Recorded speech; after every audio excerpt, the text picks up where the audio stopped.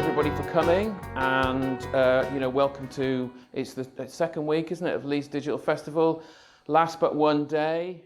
I don't know how many events other people have been to, but I know there's been a lot of events, so thank everybody for coming, really. I'm just going to do a little bit of an introduction, talk a little bit about me, and then I'll introduce Andrew, and Andrew's got a little bit to say. He's got a great story to tell everybody.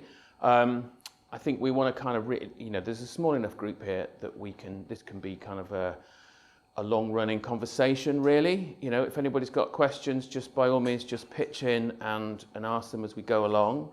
So my name's Roy Brachet. I'm the founder and CEO of NewRedo. We're an IT consultancy business based in Leeds. Mixture of, public and private sector stuff, building stuff and running things for all sorts of organisations, which brings me on really to Andrew. So Andrew originally is one of our clients and came to us a few years ago now with a slightly, for us anyway, slightly offbeat kind of request, and it just was really interesting kind of project, really interesting, kind of a concept really, and I think over the years, I've sort of obviously been involved in lots of IT projects, but some of the most interesting ones, some of the most interesting people have been the kind of little startup things.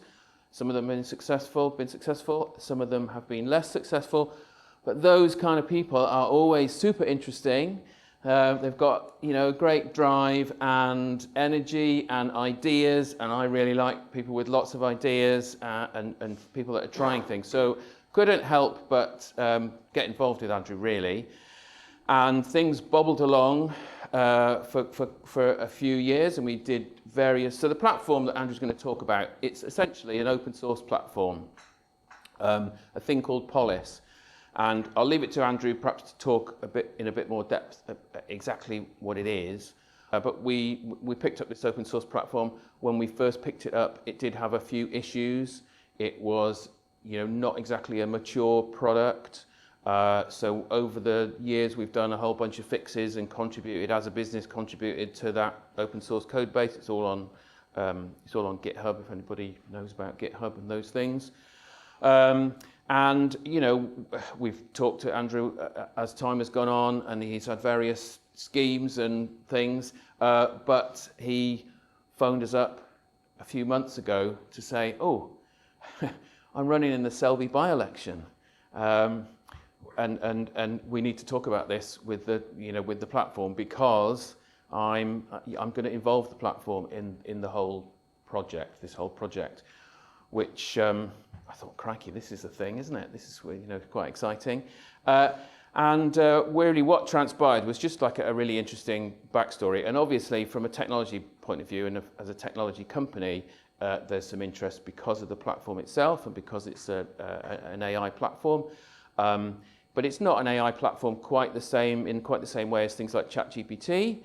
And for all those reasons, I thought, I'm sure in the last 2 weeks has been dozens of talks about ChatGPT and such like. So it's not the same kind of thing. I'm going to hand over to Andrew in a few seconds now, but we can definitely talk a little bit more about the platform as the conversation unfolds, really. And with that, I'll hand over to Andrew. Please give him a round of applause. Afternoon, everybody. Thanks for coming. Thank you for the introduction, Lloyd. I look a bit younger there, don't I, than now. That was about 10 years ago.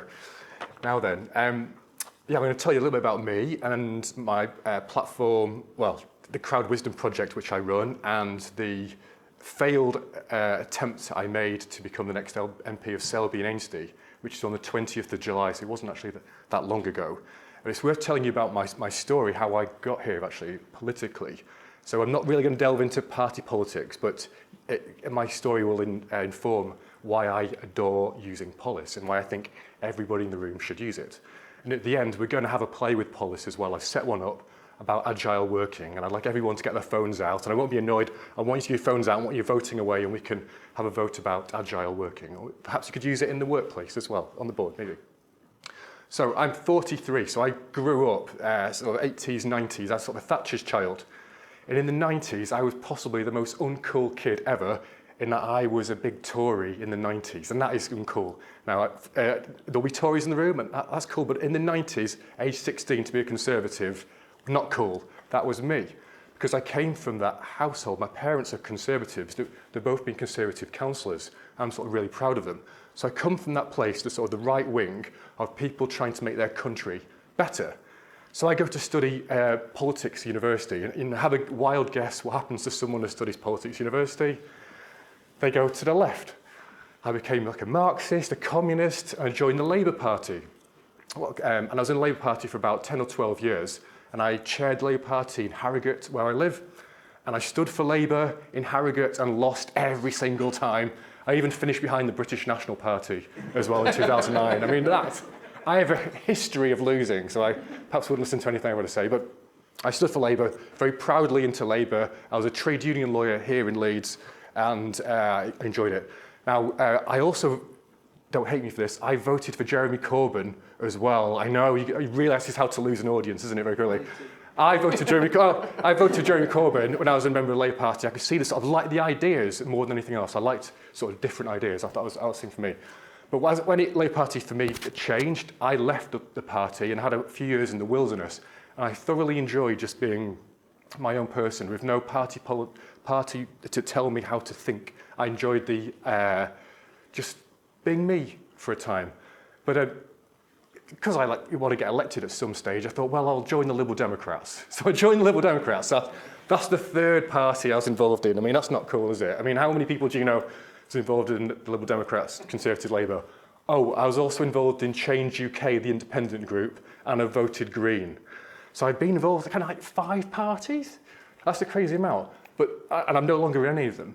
But what got me thinking in my own journey as a human is I think we all share a lot of my story. Is that I think lots of people find themselves, oh, I like a bit of this, I like a bit of that, I don't like that, and I want some of this. Who do I vote for? And most people I think that I speak to are like, I don't even know, I'm not sure anymore. And it's also hard to tell what is true from what is false. Anyway, so that was where I am. And during COVID, I could see everything was going on online. You know, we've got some of my relatives in their 80s and 90s and using Zoom, they're using online banking. And I'm thinking, well, surely technology is going to play a part in politics over and above what happened with Cambridge Analytica and the Brexit vote. I thought it's inevitable.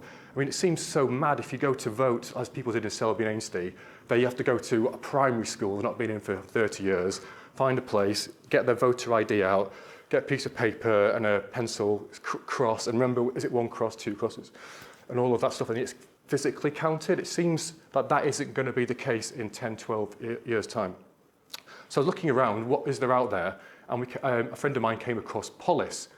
And polis means city-state from ancient Athens. And just give a quick history lesson about where democracy comes from. It's dead quick. Back in ancient Athens, the free men, so no women and no slaves, would go to, say, the Parthenon, I think it was, and they would listen to a debate, like here. So Royd and I were debating about, I don't know, should we put Socrates to death or something like that? And people would have a white pebble or a black pebble or a show of hands. They would listen to the debate, there'd be a vote, 1 man, 1 vote, and the decision was made. There it was. But only when cities got bigger did we need representatives. That was the only time we needed representatives. We need to think about that. Representatives is not normal. It's been normal for the last 2,000 years-ish, but it came from a place of 1 person, 1 vote, more akin to the Brexit referendum. And polis, this technology we came across, was created in Seattle. As Roy says, it's open source or copylefted. That means anyone could use it, and if you improve it, as Roy's company did, then you must share your improvements with the world. What a great idea. But these people created it in Seattle. They wanted to make the world a better place. They created it using really complicated maths, and it's the best way of surveying millions of people or 10 people in their own words. It's like SurveyMonkey on steroids in your own words, done anonymously, if you can imagine this conversation. So I came across this, and it was a little bit clunky, as Roy said, and I thought, could this work in a political party? And the conclusion I reached is no, I'll put it into a non-profit and try to run conversations for anybody who wants a conversation. So we offer it to environmental groups for free, to businesses, they pay for it, law societies have used it, councils have used it up and down the country. We've had Wandsworth Council as a client, Cheshire East, and it's very good for non-party political questions where you want to bring people together, you want to iterate over a policy. The best example of Polis was in Taiwan. You might not know this, but in Taiwan they've been using it for years. Now in Taiwan, everybody fell out. There was a revolution, and the people were arguing about should they use Uber. Uber was a massive issue in Taiwan.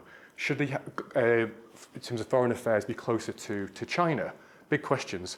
So in Taiwan, they introduced a digital minister called Audrey Tang, and everybody had access to Polis, this platform that we'll go on in a bit. And everybody would vote, and everybody would come up with their own ideas, and everybody would vote on these ideas. So when the government then got all the information, people had already created their own policy, simple, hey? They'd already accepted it, and they knew what it was. Very different from the laws that we have today. Now, I'm a lawyer. The reason why lawyers have jobs is because you guys who aren't lawyers don't know where the laws are that you've asked your politicians to create. Back in Taiwan, they've created their own laws. Brilliant system. So we picked it up. Roy's company used did the work for us, and we tried sort of spreading the word of it. It's going quite well. And I ran something in Harrogate called the Harrogate District Consensus, where we have like about 30 conversations in Harrogate trying to find consensus. And then along came the Selby and Ainsley by-election. Now, not everybody in the room is going to be a political nerd, but by-election is when there just happens to be one constituency or a couple at a time up for election. So a general election, everyone's out. By-election, just a couple, or just one. And this one was brilliant. In fact, there was two at the same day. One was Boris Johnson's down in Uxbridge, and the other one's Boris Johnson's best mate up here in Selby and Ainsley.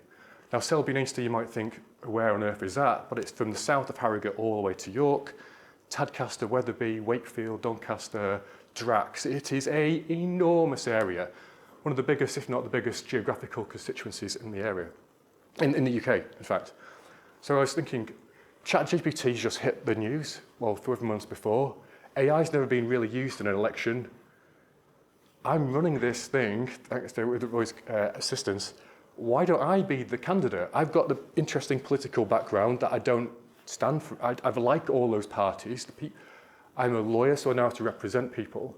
And actually with the lawyer thing, it's sort of saying, you might not agree with me here and you can throw things at me, but the epiphany I had about 6 months ago was, as a lawyer, client comes to you because you're an expert in a particular area of law, and the client explains to you their story and you ask them more questions and you understand the client's situation, and then you present to them with their options, their menu of options. Dear client, you could do this or that or that or that, and these are the pros and cons, and you, client, you are the boss. I am just your humble servant.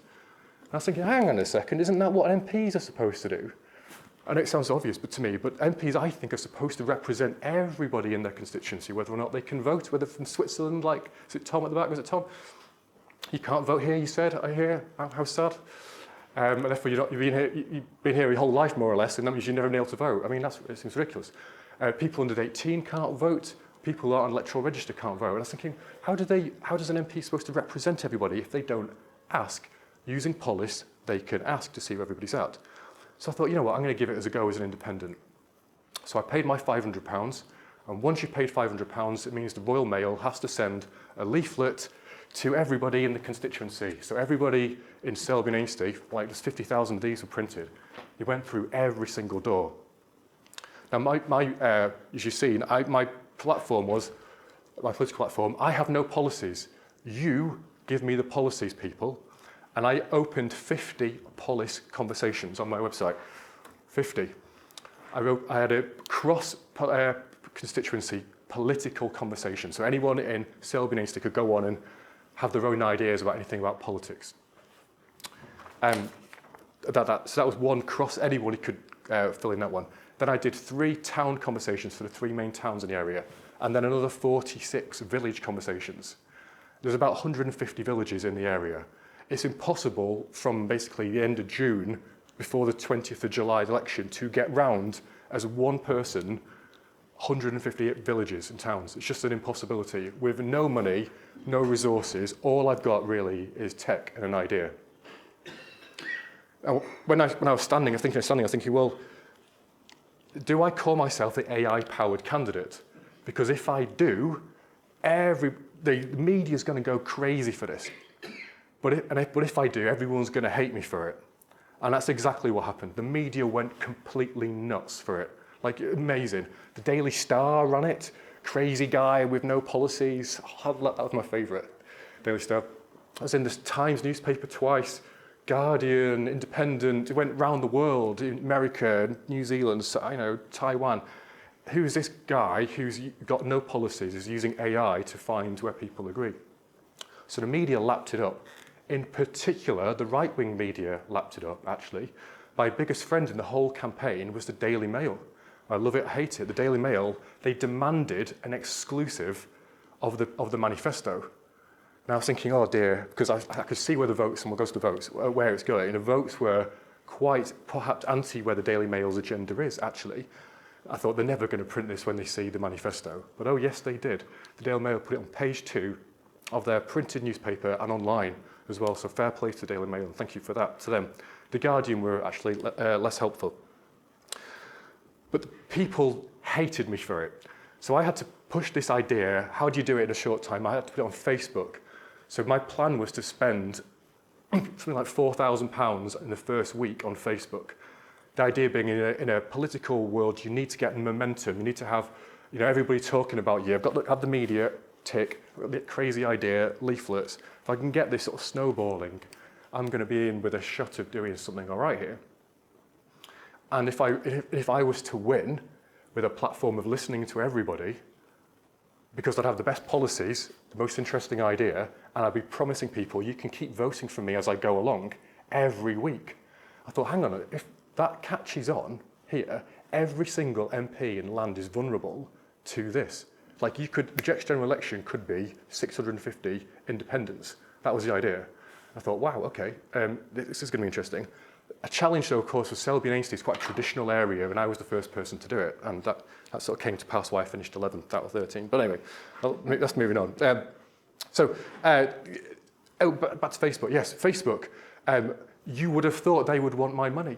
Oh, no, that they didn't. In fact, one of the reasons I didn't get many more votes was because Facebook would not allow me to be able to stand as a candidate. They wanted my driving license, my passport, the letters, and then they'd only give me a budget of about £10 a day to spend.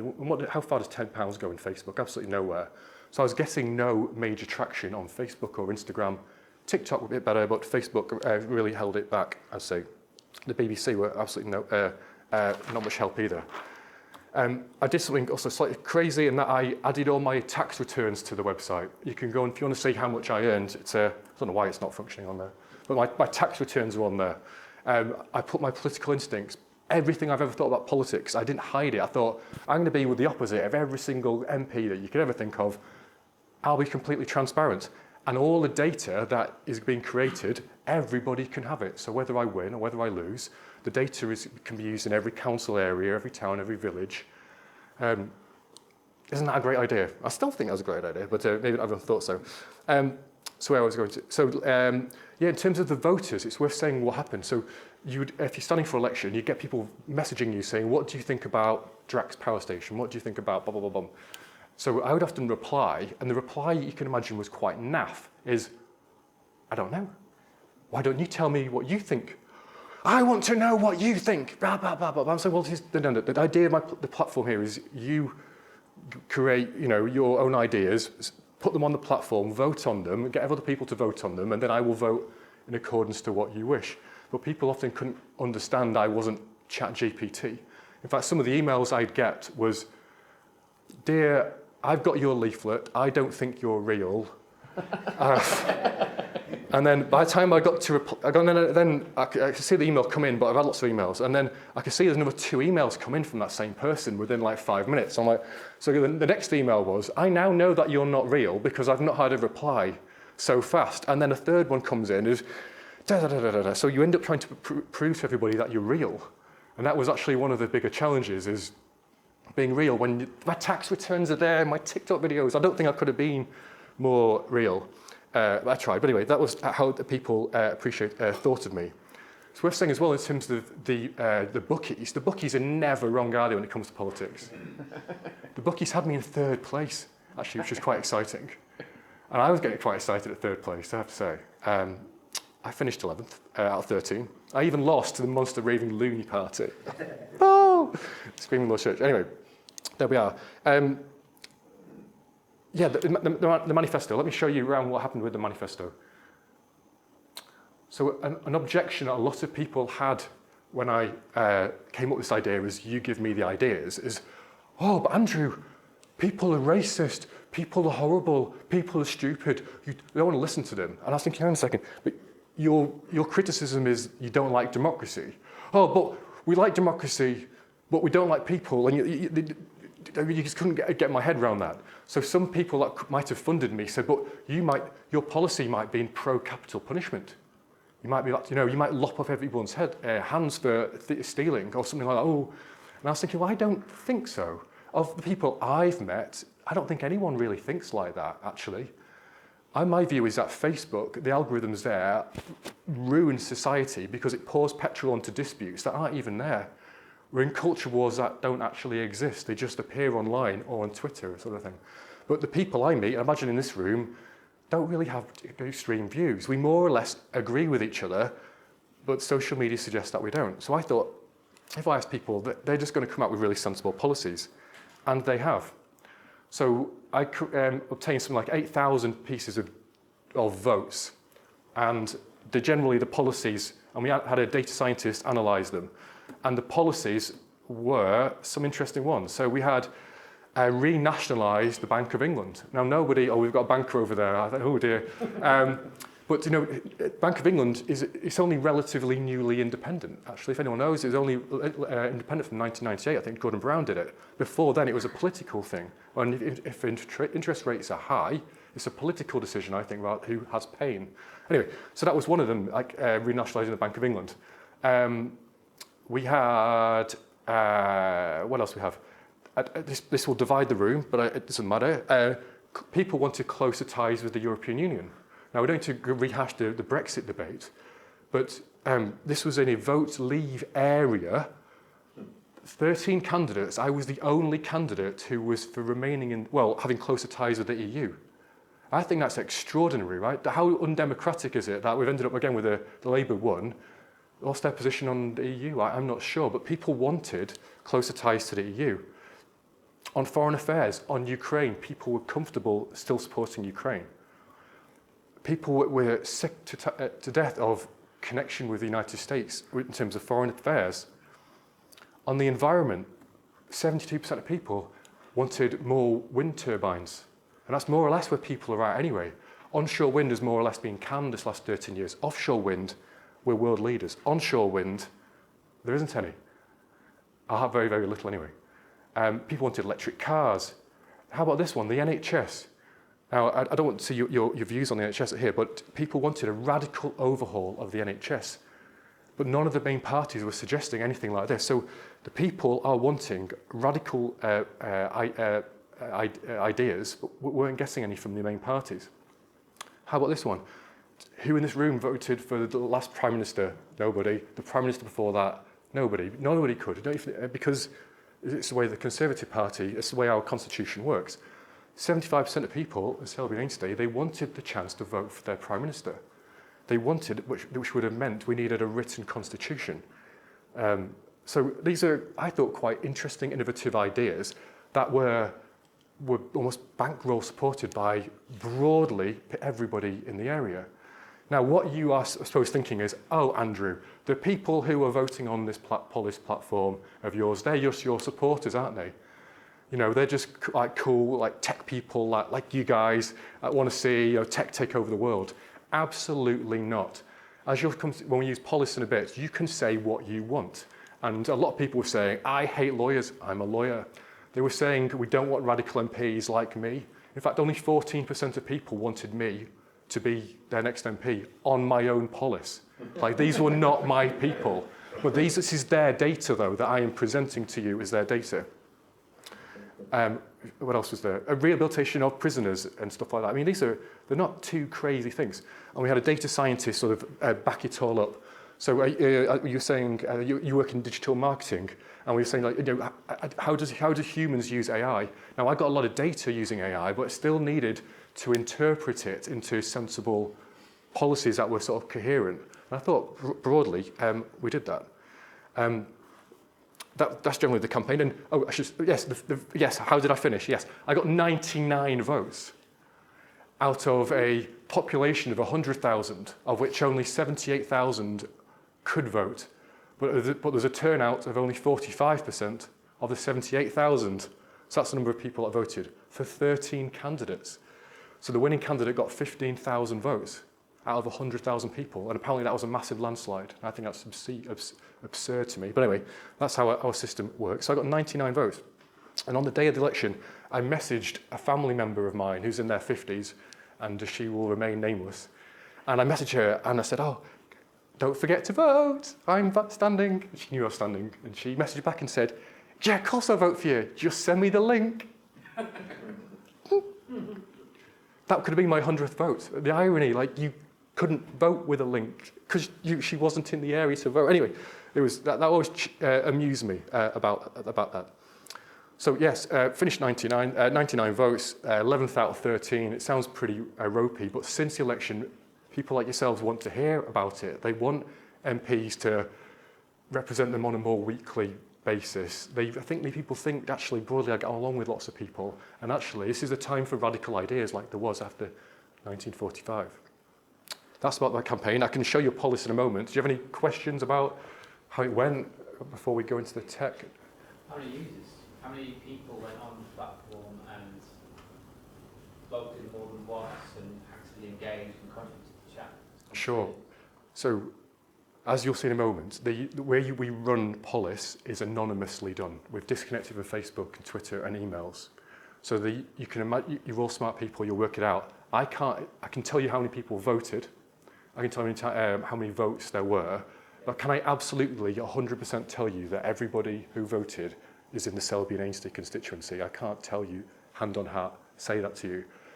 What I've learned is through anonymity, there is massive power. One of the main problems with Facebook, Twitter, and all of the others is because it's not anonymous, you have to defend yourself or attack another person. If you suddenly remove people's personas from it, shy people whose English isn't their first language or they're not very good at expressing themselves, will vote. I'm not trying to dodge your question.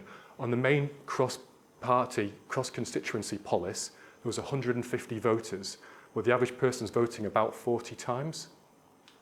But then there was Polis conversations for each village and town. So Selby was the main town, and that was the most used town conversation. And then there was Tadcaster, and then Sherburn and Elmont, and then some of the villages. The village conversations just didn't take off in the way that I would have hoped. But it was the amount of data. So I suspect you might be thinking, as a reasonable person, well, that's not a lot of voters. However, when you hear opinion polls in the press, they only usually have a 1,000 to 2,000 people throughout the entire country out of 650 constituencies. So to have 150 in one area isn't actually that bad. So the vote and the percentages that we were getting for wind turbines and overhaul more or less mirrored national party politics, actually. But had Facebook allowed it to be propagated a bit more, had administrators of local Facebook groups allowed it to be used in their villages, it could have been way more than that. Luckily, the Daily Mail didn't understand the data, and they said they had 8,000 replies, 8,000 voters, which was brilliant. I had to correct them that they got it wrong. It was like 8,000 votes rather than voters. That's it. Yeah, please. This is going to be one of those questions that is a question maybe, but I really love the approach you take, Andrew, as I mentioned before. I think it makes so much sense. And I guess it's like, how do we try and gain momentum with something like this? Like to touch on the infamous speech from last week about how Rishi is really keen to make sure that politics really changes for the people, and then didn't tell us how he was going to change anything at all and how it was just going to remain the same. It's that thing of people want things to be different but don't want things to change too much for me on a personal level. Like, how do we break through that boundary of going, can be better, and we just need to trust it and give it a go, and it will be better afterwards, or you'll be more represented, or however. Which I guess is a question you have thought about. Got a good answer? I don't have a great answer, but I thought somebody would ask me this, and I thought, Mr. Burgess, that you would be the one. I was thinking, well, why didn't people before Airbnb didn't think Airbnb was going to be a success, did it? Why would you let strangers into your house to share your bathroom? And that's never going to work, is it? And then a tech conference kicks off in Silicon Valley, and suddenly Airbnb's worth billions. I don't know. Like when the Berlin Wall came down, did everybody know the month before the Berlin Wall was going to come down? They just didn't. So I'm not sure, but I sense an element of dislike of the Prime Minister in your question. But what I would say to you about the Prime Minister, he's Mr. AI, I think. I was in Italy about 4 months ago when ChatGPT was banned, and I was using it at a time where to go in Italy on a Saturday night. This doesn't work anymore. I think post-Brexit, the UK is just going to be that, almost laissez-faire, free-for-all, Singapore on the Thames AI hub, actually. And a bit like how the Daily Mail were keen to use the manifesto, whatever it was, I actually think the Conservative Party that has been the most successful party because they've always taken other people's ideas. And I actually think this might appeal to them more than anything else. So, watch your space. If the opinion... I suppose the counter to be a 900... So far away. Is, by enabling a tool like Police, Yep. you are effectively letting go of control. And I'm not saying all politicians go for control, maybe. but it has to be a really brave person in that position, and maybe a more selfless person in that position who chooses to radically change a political system to their own detriment, if that's how they perceive their position of power. So on the question of proportional representation, if I could just take it that way, there have been people campaigning for that for years and have never got it because whoever was in power, as you're alluding to, would never want to change the party that put them there. My system didn't require any constitutional change, and I thought that was the cool bit about it, actually. You didn't need a written constitution. I was just saying, vote for me, and you can vote for me each week, and you can influence me. And one of the things that really annoyed me during Partygate, now ignoring what you thought of Partygate and Boris Johnson, it really doesn't matter, there was an interview on LBC channel, and on there was the Defence Select Committee Chair, Tobias Elwood, and he was being interviewed live. He said, are you going to vote on Sue Gray's report that Boris Johnson broke the rules, blah, blah, blah, blah, blah. And he said, well, I can't. I'm actually supposed to be in somewhere else. I can't go and vote. I mean, what a silly system anyway, that you actually have to go to the House of Commons to vote. You can't vote if you're in America. What a daft system. Anyway, just parking that for a second. The journalist then said he was interviewing, but on the Twitter channel now, everyone in your constituency says they're not going to vote for you if you don't stop your really important engagement and go to vote on to criticise Boris Johnson. So he said, oh, in that case, then I'll go. So he changes. And I was like, well, how do we know? I mean, that might have been 4 people on Twitter that may not have been in his constituency. And that, again, happened during Partygate as well. As MPs, their email inboxes and their letter boxes were getting filled with people going, I didn't go to my grandma's funeral, Boris Johnson should go hang. And if people were angry, would write in. But people who weren't angry didn't. And so the MPs kind of all thought that everybody was against it. Maybe we all were. It doesn't really matter. The point was, if you were angry, you made your voice heard. And if you were a bit unsure or vaguely had a view, you didn't really care. So I'm not quite answering your question, but my system solves the constitutional question. I do think the Conservatives will be the first to actually disrupt things, because I think they're also likely to lose so heavily at the next election that I think they might go, well, we already use focus groups anyway, we already use polling anyway. Why don't we start listening to people and try to guide people maybe with use of the media, perhaps? I don't know. I mean, that was going to be my follow-on question, guide people with use of media like that. Yeah. Brexit's an interesting one because lots of people voted based on misinformation. Or did they? Well, Yep. That's my assumption. I could be wrong, but I think I'm wrong. But that's the danger as well, isn't it? Is that there is real scope for media manipulation to drive. And that's been forever thus, though, and that'll always be the case, I'm sure. It's probably more sophisticated these days. Now, what I'd hoped when I came across policy years ago, if I can just disrupt it, there's an idea called liquid democracy as well, which is also quite an interesting one. And I thought, could I smash liquid democracy and polis together? Simply the way liquid democracy works is you have your representatives, sort of, in that I know Peter here. Peter is a business guru. In many ways he is. So if there's a question about business, so imagine I'm a voter, average voter, and I don't know much about business.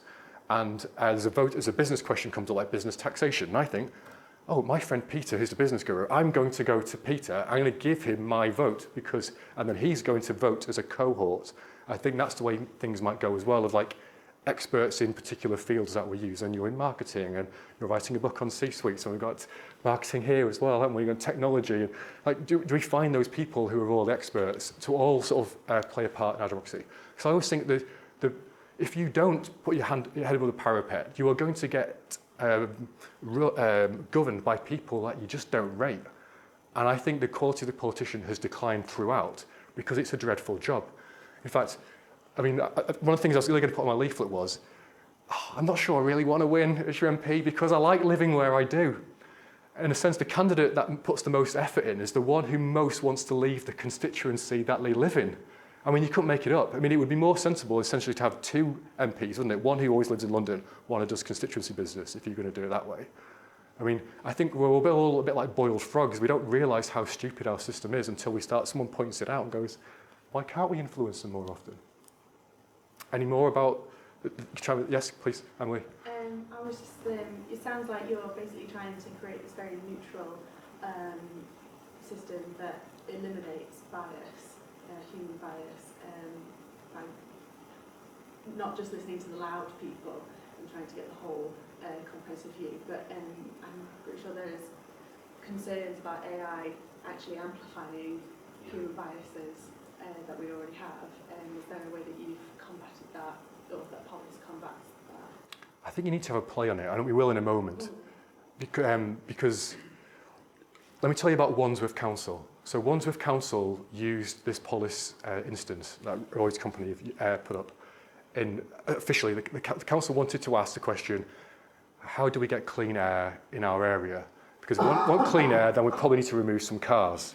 And the ULEZ stakes is a big hot political potato. And hands up, who doesn't want clean air? Like everyone wants clean air, don't they? How do you go, who wants to lose their car? Hands up. No, nobody really wants to do that. So how do you, is that a left-wing question, a right-wing question? I don't think it's any of those things. So when Wandsworth Council used it, they had a citizens' assembly, which is more or less bring lots of people together and to think about things over many days session.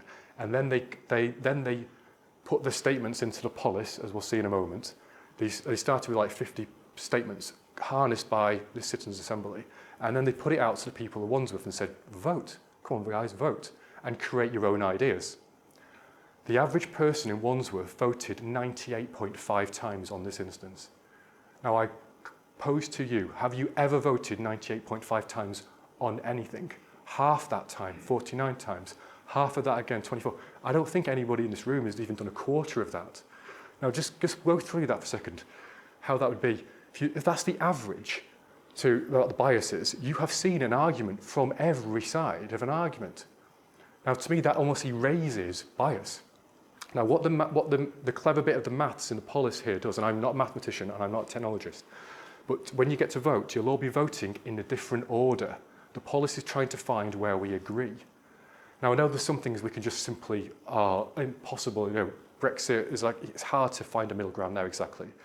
Capital punishment may be as well hard to find one. But on lots of things there are middle grounds to be had. But have we really thought about something until we've actually maybe read 98.5 statements about something?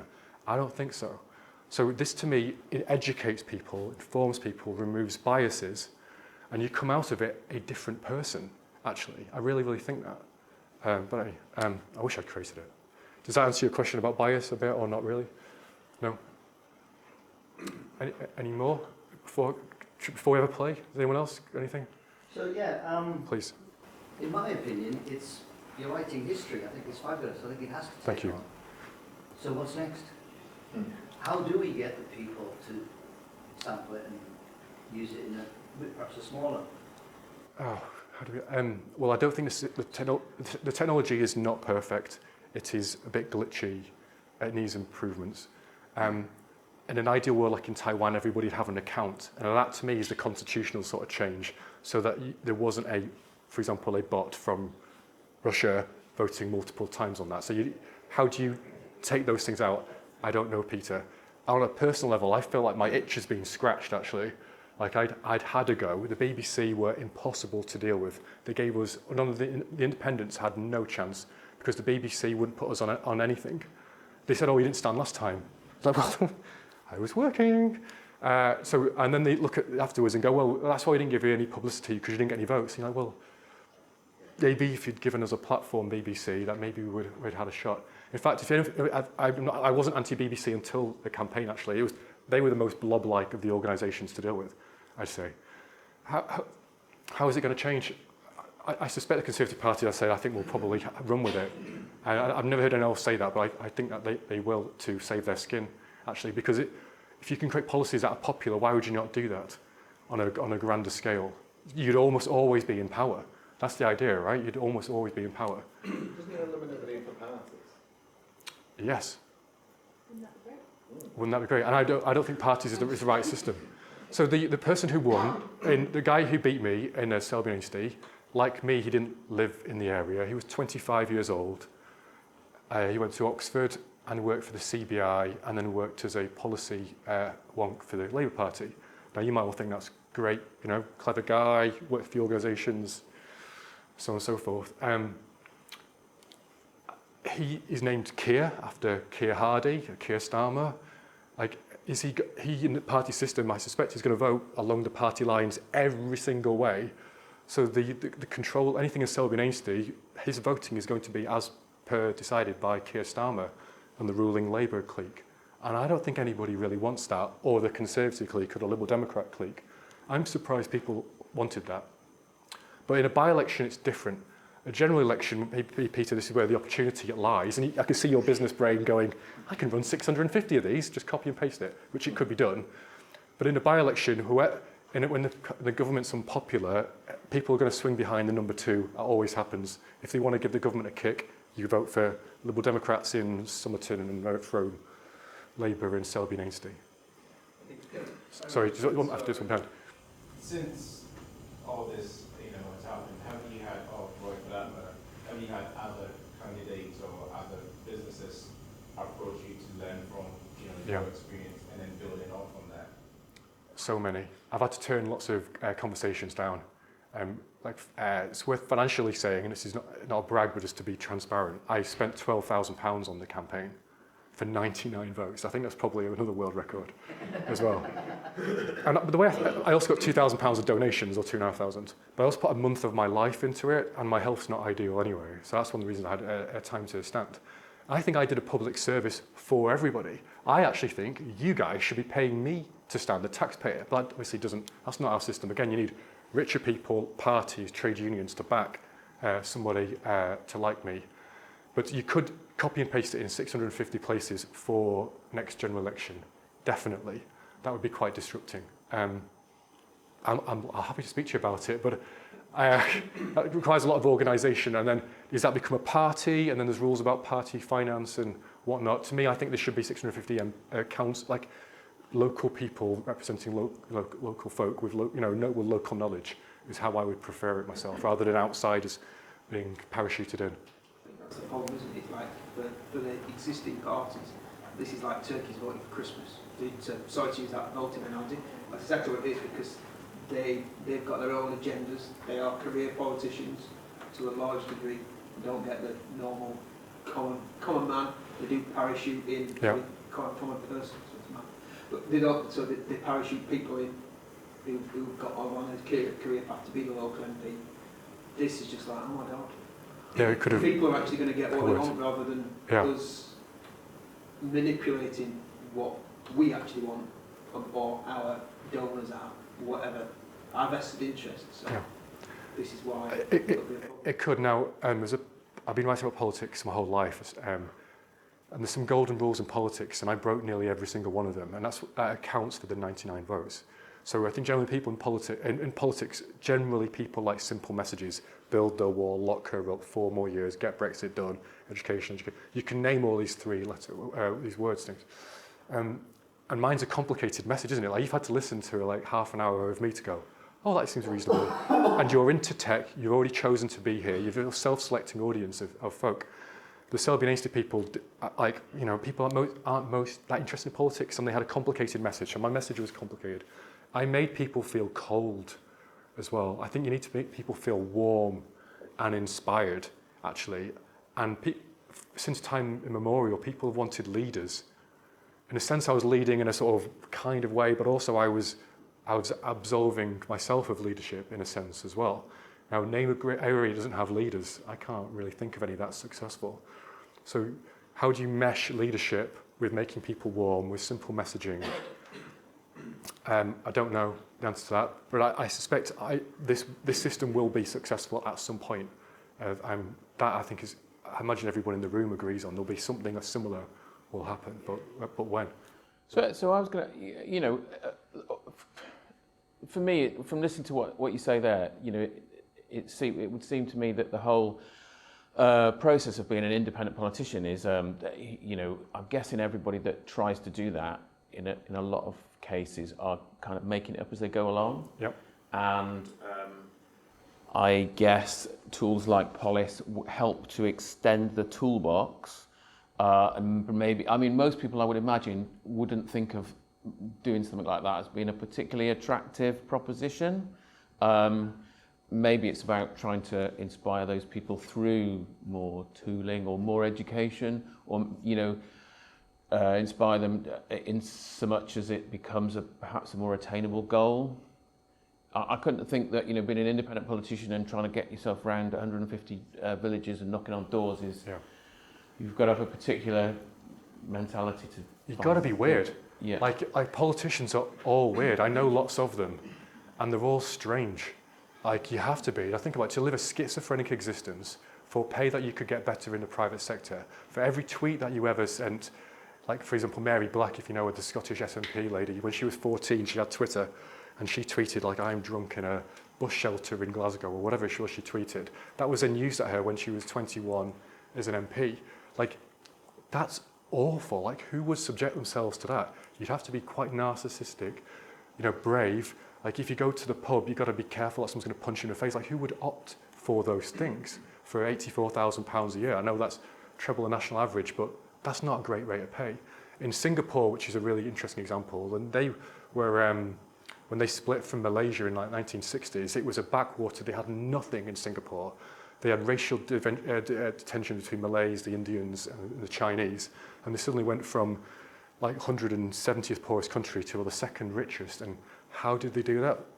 Professional politicians who were paid the equivalent of £1 million a year.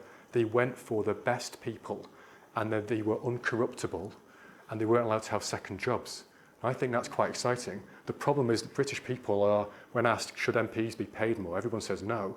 But if you ask me, I would put their salaries at $1 million or at $2 million and have the very, very brightest minds go there. If we can like Team Sky it and improve our performance productivity as a country by 1% each year, it's worth it, the extra cost of the MP's expenses. I've probably lost the room for the third time today, but I would want the best people to apply, and if it's a financial incentive, and also we don't care about what you tweeted previously, maybe, that'll be interesting. In fact, if I can just go off on a bit of a tangent as well, where on Radio 4's Today programme, they ran it as the thought for the day. The moral thought for the day was, should an AI candidate exist?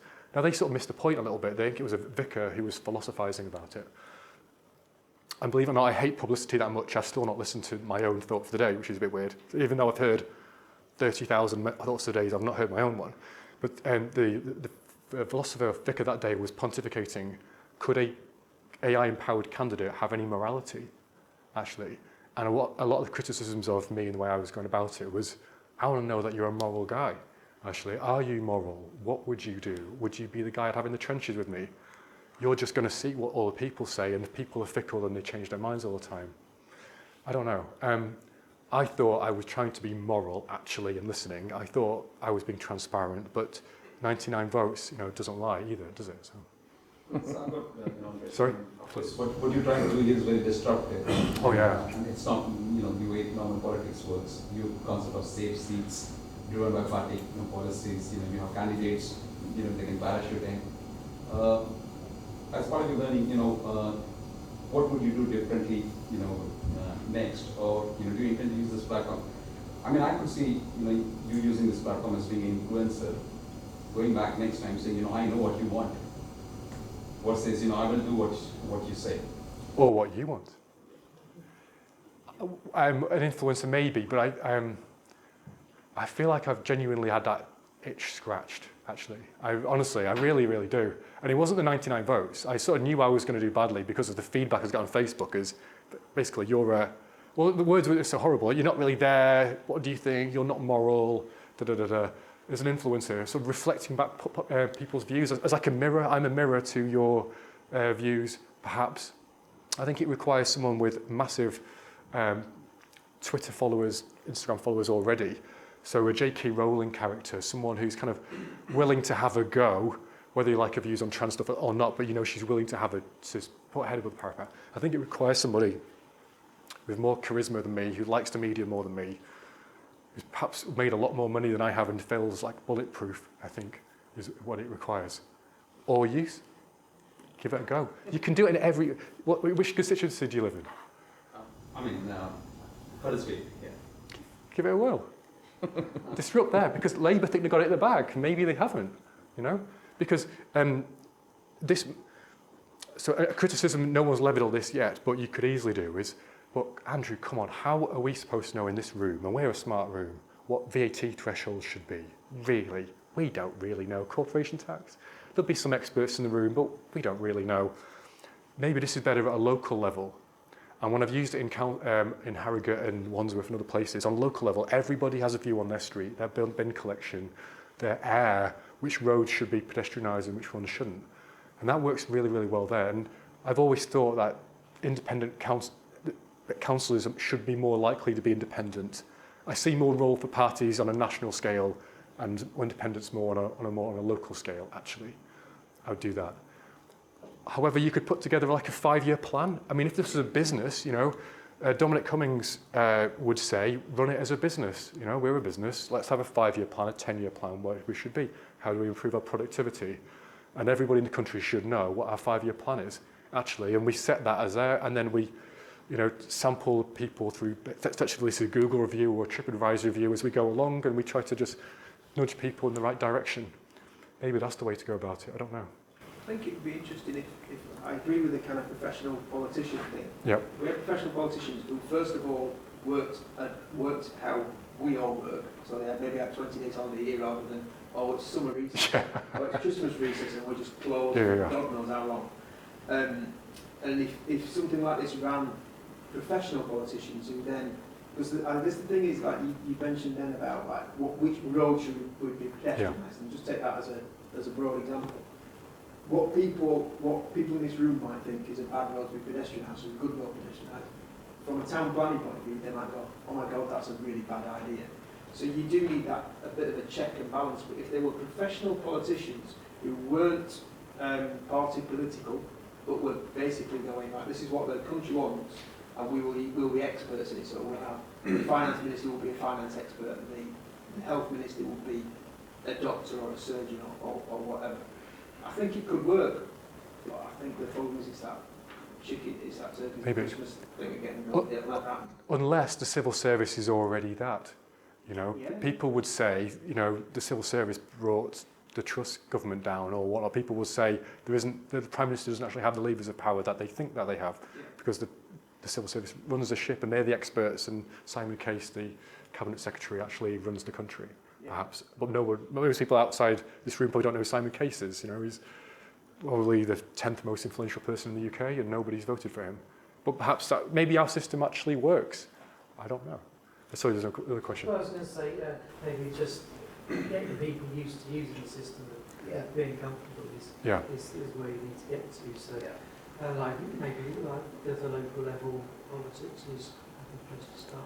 That was part of my idea through the Crowd Wisdom Project of selling it or giving it to people. So this will be the only sales pitch of today. Is I've been trying to use it as a staff survey tool. So I used to run a law firm until I sold it, and we would use it there as a staff survey tool. And our hierarchy was flat. And our policy survey showed that everyone thought our hierarchy was flat. Yet we just found out as directors lots of things that we did not know about our business. For example, what, excuse my French, pissed everybody off was how messy the stationery cupboard was. And yet no one had said, the stationery cupboard's a mess. And if one had said it, we would have fixed it. But when people were suddenly seeing action, the stationery cupboard getting fixed, people going on, going, well, what about this? What about that? What about this? What about that? So I think if you can use it in a business setting, a church, a mosque, or whatever it would be on a local level, using your thoughts, it should eventually feed back up. But don't we already use TripAdvisor and Google Reviews and review solicitors in my world already? Like, aren't we already used to it? And feedback forms? This isn't that new, really. And Polis technology is 10 years old. This isn't, you know. I mean, do you have a go at Polis? Yes. Have a go? So if you can get your phones out, and if you go to my website, which is andrew-gray.org, excuse my frog in my throat, and if you click on conversations, actually the button itself, and it should look a little bit like that. Constituent conversation, that's the main constituent one. They're all still live. And if you keep scrolling down, I've made us into a village, and it's the first one. It's called Join the Agile Working Conversation. So the suggestion from New Redo was, let's talk about agile working. We're all probably influenced by it in some ways. What do we all think? Some of us are business owners, contractors, employees, and everything, students, everything in between. Have a play. And the way it works is if somebody goes on here now, if you've answered the questions, statements, I think there's about 30 or so, 20, yep. If you've got your own ideas, at any point you can submit your own ideas. Now, I am the moderator here, so if someone goes on there and goes, Andrew Gray is a thief, I am not going to let that through. Yeah, so I won't know who's voted on it. No idea, so they're going to come through to me. No one's voted so far. So when we're working from home, we should always eat meat on a Wednesday. Look, we could let that through. Okay. Come with your own ideas of how best should we agile work, and we could perhaps take this information into our own organisations. So you should have a question, and everybody's first question will be different. It'll say agile working, there'll be a blurb, and then it'll say anonymous wrote, and everybody will see that statement in a different order. Everybody in the room. And then you press agree, disagree, pass. But if you get the speed of it, really, really fast, and the best thing to do is intuitively react, and then just want us to vote right now. vote, but share your perspectives as well. So if you see underneath there's a, so share your perspectives, that's where, right, someone's submitted one. I'll read it out, right, so as long as it's real. Someone suggested having a more blurred line between work and personal life helps us ultimately in getting more organised. No idea who said that. That seems like a reasonable statement. I've accepted that. So there's a human moderation factor going on here. So everybody else can now vote on that statement. So you keep refreshing. It's often described, isn't it, amongst, reading case studies as a survey tool where the people being surveyed can write the survey themselves. Yeah.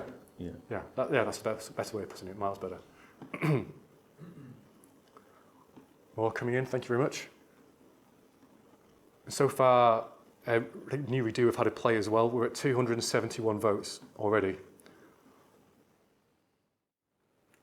525 votes. See, it's flying.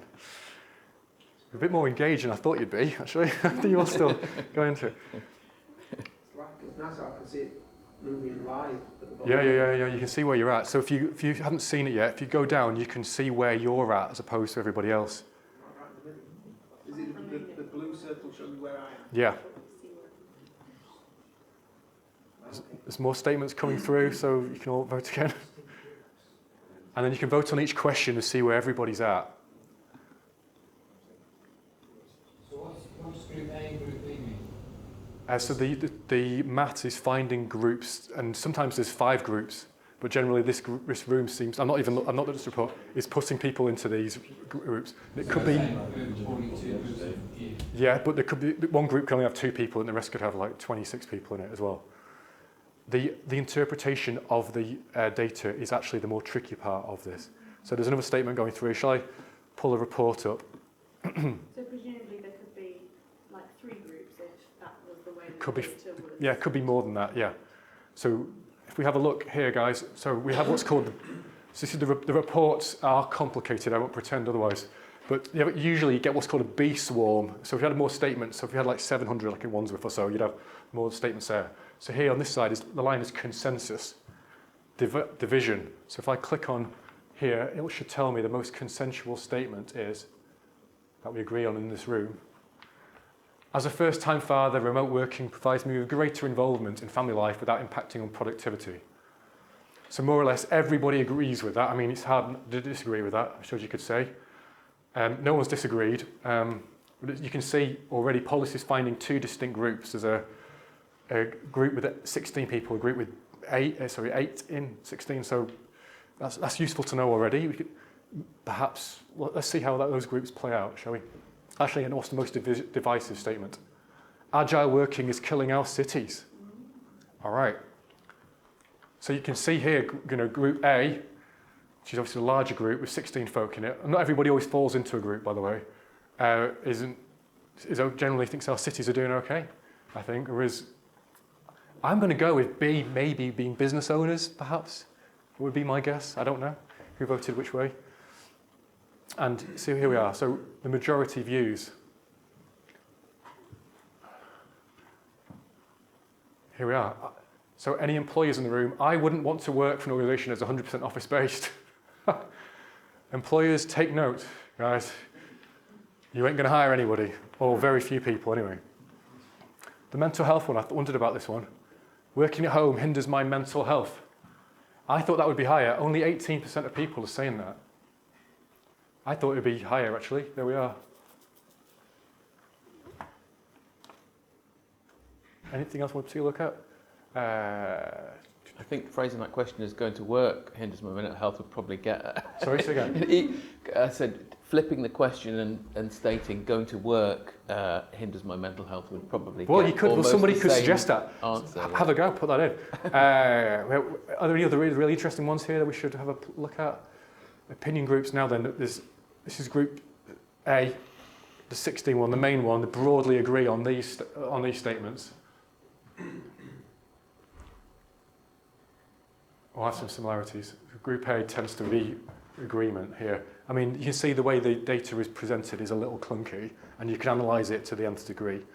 I'm going to say, I think my experience. So I've read quite a lot of case studies. If you dig around and Google around where policy's been used, there is a bunch of case studies around, and they're online that are interesting to read. You know, where it's worked really well, where it's worked less well. And actually, when you look at some of the data, I know I'd spent a lot of time looking at the stuff that you've run in Harrogate about. I think there was a one about the high street, redeveloping the high street or something, or pedestrianising the high street. And you do need to study the way the data is presented quite a lot, don't you, to really understand what you're looking at. Absolutely.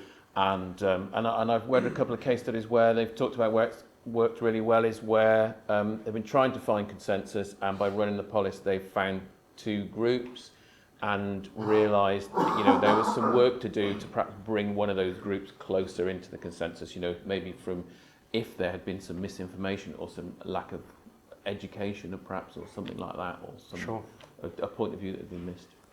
Yes. So I thought that it would do sort of sentiment analysis on the questions as they came in. Obviously it doesn't. Maybe that would have been an discovered bias if it did that.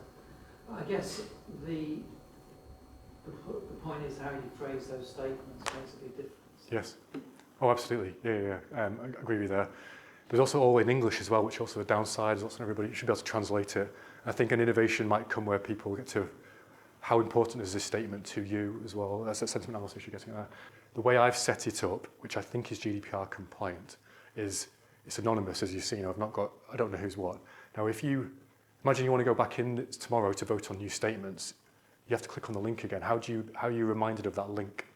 So when policies work best is when a council propagates it, or when a media outlet does, say on their Facebook, and they say, go back on again, we've had 10,000 more votes and more statements, what do you think? The way it's worked in other countries is you're in a sealed area and people therefore know how you voted, and your own picture, you have your own avatar, like your avatar would appear on this and you can see where you're at. But I quite like the anonymity of it actually, as a first go. And I think the number of votes I would have got would have probably fallen by 95% if you'd had to have logged in as well. It's a barrier. Emily? I've got a couple of questions. Far away. One being, so we've done the voting and we've put statements in. and we've established we've got 2 groups of Yep. people. So how are we then going to look at policy that? Yeah, sure. Well, that comes out to do. So, are we all going to get erased by AI? No, not in my view, absolutely not. How do we interpret this? So, of all the data I got in the constituency, could I absolutely say that that was the right thing to renationalise the Bank of England? I don't know. Probably not. I can't say that for sure. I just have to interpret the data in a particular way. And I think there'll be lots of people, maybe like me, who will be interpreting it in different ways, and they'll see it through their own prisms. But did every organisation that suddenly got a policy gone, oh, well, we are going to follow the consensus? Absolutely not. But what I think they'll know is that people have iterated, they've thought, the best ideas have come to the fore. In fact, I'd say that to all of you is, if you want to get the best ideas in your organisation, use this. To me, it's an idea harvesting tool, almost better than anything else. Actually, I never thought about X. That's the idea that I should run with. So, you got another question? Yes, I do. So, for topics where there is a huge amount of misinformation, Yeah. you mentioned very briefly earlier, like trans rights, Yes. like JK, like Yep. an issue that I'm very interested Yep. in, and there is a huge amount of misinformation. How then do you manage people's votes because they're not voting on accurate information and accurate statements? I'd thought about that. So, what is truth in this world? It's a tricky idea. In fact, the law firm I used to run was called Truth Legal. And I was always people like, well, what is truth? And I don't think I could ever really quite answer that because everyone's truth is a bit different, I suppose. But one way of doing it is almost forcing people to watch what you regard as a appropriate video. But then how then do you define appropriate video? That's quite a challenge. Do you make people read a PhD thesis before they then vote? We're not experts. Yeah, they can't be experts. I don't know. I think that's a problem that everybody's going to have though, on that. So another one? No? No. Anybody? Yes? Obviously, as more and more people put statements in, Yep. does everyone then have to vote on every single one? No. You can vote on just one statement and then just start submitting ideas as much as you wish. There's no... The system sort of cuts it down so you have a manageable batch. No. The ones we're from would say when you first started it, only 700 more to go. I know. But people were that into it though, because it was their local area and they wanted clean air and they were interested in their cars and their cycling. No, it's a... but why I mean, not? if people are engaged enough, people quite happily will sit swiping on Instagram for hours on end, won't they? Or TikTok or whatever it is. So I guess it's about engagement. So this poll would still be open? I'm just thinking. Don't worry. We can still. This poll is publicly open, and we can share this out to. I'm fine. If you count on me, yeah, definitely, Yeah, absolutely. by I'd love all to do means. that. I mean, I think it was our original plan to try and launch something like this a little bit earlier in the Leeds Digital Festival and perhaps run something during the Leeds Digital Festival. Life overtook. How would you market this to, a council or to a business to say, hey, you got this, why are you using SurveyMonkey, why are you using this, have you thought of this? If you were to pitch this to It's a challenging pitch, isn't it? Like, it's a more expensive version of SurveyMonkey. You can run SurveyMonkey or, as a gentleman who pointed out, Google Sheets or whatnot. So I run, this is a non-profit, the Crowd Wisdom Project. And you can see it requires humans as well to moderate. It would be really dangerous, particularly as a lawyer, if someone wrote someone defamatory, like, you are a thief, and that's just allowed through. You have to blend humans and the technology together. And it does take a bit of a while to set up. I don't doubt anyone in this room could do it in a few minutes, but to have your own instance is a challenge. I think it wasn't. Yeah, and I think also it requires a bit of a thoughtful approach, isn't it? Where the sweet spot is for the tool and how to seed it with the right statements, how to get the best value out of it. What you're going to do with the data once you've got it in or started to collect enough data. Yeah. How can you make it useful? But hey, that's true of any survey, is it not? I mean, you can use the international one. There's an instance there, but you do have to connect to it, and the data is, I think, managed more differently, and that's cool. But like the Austrian Parliament's used it as well. Not this particular instance, but they've used Polis. I think the Polis website itself is an open source project. Obviously, it's done at a Gallup, and the website itself talks quite mechanically, I think, about Polis, without giving much advice about how to get the best out of it. Maybe I think I mean there is some, but there is a bunch of links on there to case studies and things, and I think googling around and reading a bit more broadly about it helps to helps to get the best out of it, really. Yeah, I'm sorry, I think the question there was about how do you get the attention of the business, and Roy, you mentioned value. So showing them that we've implemented this, and this is as a result of this is improved staff morale, and which then improved productivity, and then less sickness, and then I think we've got to sell it on the benefits and the value. I'm a dreadful salesman, as you. It's got to have an ROI. I agree. But again, it's Let's talk about it on the train home. but it is for more progressive businesses who want to do that, not for Well, businesses who that's the go, yeah. no, But all businesses nowadays, are surveying their staff, aren't they? Yeah. Actually, from trying to sell it for a couple of years, I think most organisations don't want to know what people actually genuinely think. I don't think so. This is like seizing control. Like the organisation could run with this. That's interesting because lots of systems run successfully with yin and yang, aren't they? And so, okay, so we found out that we split 49, 51%, but that's okay, we're still running. So it's just showing them what they already probably knew. Maybe. Because with the moderation, then you can still shut down those ideas. Yes, you can. Yes. But who should be the moderator becomes an interesting question. Actually, I've had that.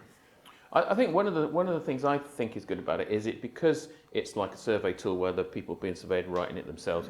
You don't have to put too much effort in getting something going. It's not, I need to spend the afternoon staring at the wall thinking what are the right 10 questions to ask. You can afford to be a little bit more, just get it going, get it seeded and see what happens. What I've also noticed is when it comes to staff surveys tools, people tend to think that your manager is going to know exactly how you voted as well. Whereas I think this one, I think you all know that I had no idea who voted which way. And if you just sent it on your WhatsApp group to your mates, I wouldn't have a clue, actually. So I think the integrity of the anonymity is really quite important to me, how I would see how it's used. But then it comes with its flaws with it. An organisation could say, well, can you absolutely say that nobody outside our organisation voted on it? No, I can't. That's a tricky thing. Thank you. I'm going to say I'm just conscious of the Yes, time. Hey, I knew if he stood Andrew up, he would easily fill the time. Sorry. and hopefully everybody's found it really useful. And you can take away. If you've got any ideas, by all means, come back to me or Andrew. Hope you've enjoyed the session. We'll be around for a few more minutes. There's still probably some sandwiches at the back if you want to grab one on your way out. But other than that, thank you all for coming, and perhaps we'd all give Andrew a round of applause.